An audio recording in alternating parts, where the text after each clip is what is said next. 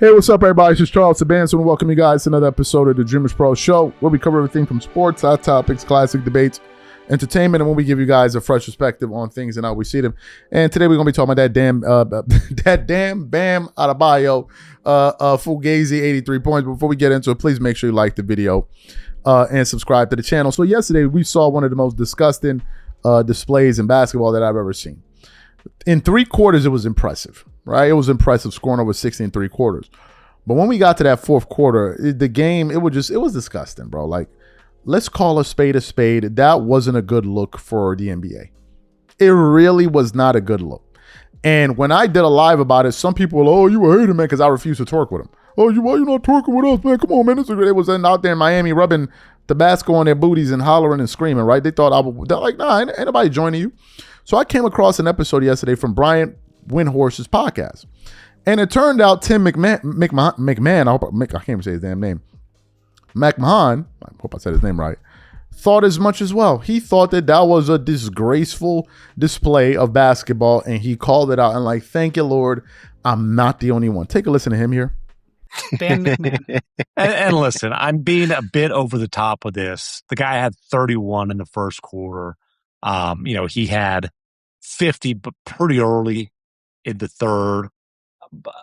But man, this was a hilarious exhibition of hideous basketball against the Washington, no, not the Generals, the Lizards, my bad.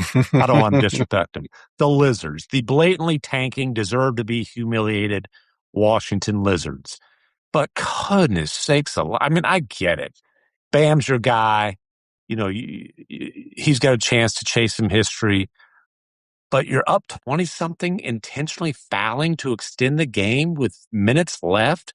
You are he's jacking up threes while being triple teamed. It honestly was just awful, hideous, disgusting basketball down the stretch that I admit I was cracking up laughing while watching, but I never, ever, ever, ever, ever, ever, ever want to hear about heat culture and professionalism and all that crap again, because that was the most blatant stat chasing I've ever seen.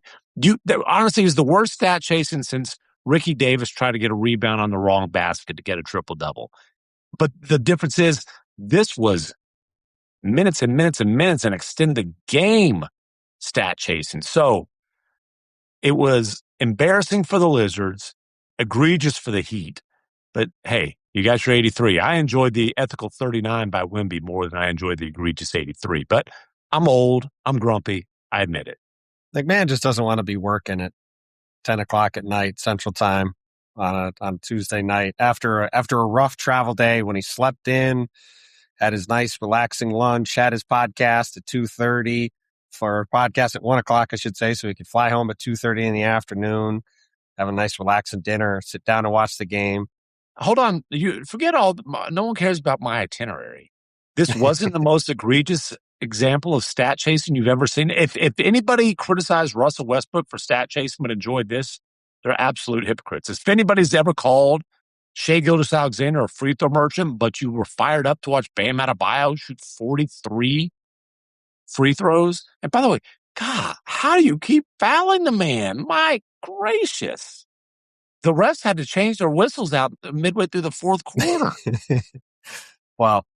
No, it's definitely a historical feat. It's just, sheesh. The percentages are hilarious. I'm sorry. January 22nd. Sub 50% from the floor. Kobe's whatever 7 of 22 is, it's sub 33%.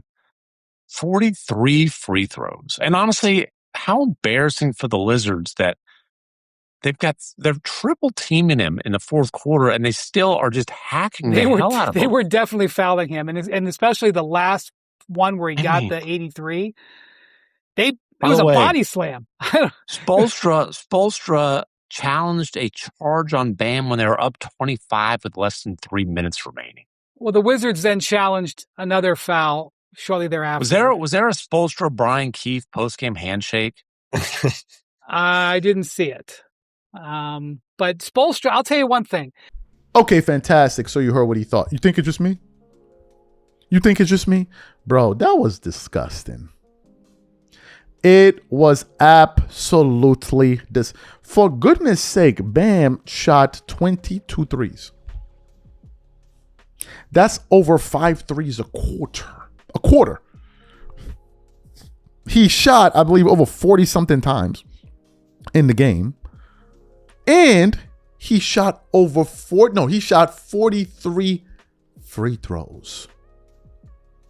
And most of those, I think the last 15 points of that score was just all forced, fake, manufactured points, if you watch the game. They were fouling the other team just to slow down. And the Washington Wizards, that game is going to go down as one of the dumbest games you will ever watch in basketball. They only started to double team Bam with like 5 minutes to go in the game.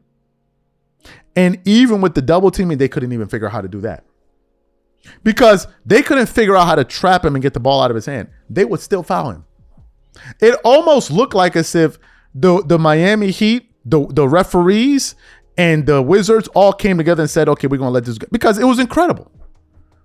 The amount of foul calls that they were calling made it's like everyone in that game said, you know what? We're going to do everything we can to get this guy to break this record. Literally. He took almost every shot in the fourth quarter, played every minute damn near, with the exception of maybe 1 minute. And his team was up over 20. When have you ever seen that before?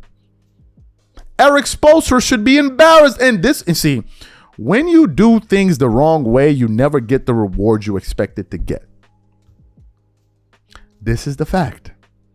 You never get the reward you expected. That you're not going to get the props you thought you was going to get, bro. Y'all remember when the Chrysler was looking like the Phantom? And people went out there and bought a whole bunch of Chryslers and they thought they was rocking the Phantom until the Phantom rolled down the street. You're not going to get the same reaction from a real Phantom that you're going to get from the Chrysler. You may look like a Phantom when nobody's around you, but when the real deal Holyfield shows up, son, it is what it is. You're going to have to take that on the chin, my boy. Them feelings is going to get hurt. Your feelings are going to get hurt. And that's what's happening here. It wasn't pure.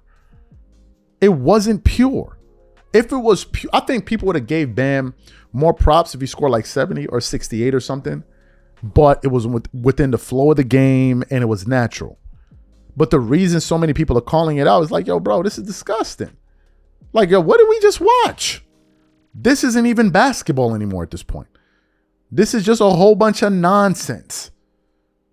It was a bad look. And to me, it exposes this era. Y'all keep talking about, oh, this era is so skilled. And bro, a dude that averages 16 points per game for his career scored 83 in your NBA. In your NBA, a dude averaging 16 could 4x his career average in this NBA. That should tell you everything you need to know about the cupcake era. These are my thoughts. Whatever you guys think, leave your thoughts in the comments, and we catch you on the next show. I'm out. Peace.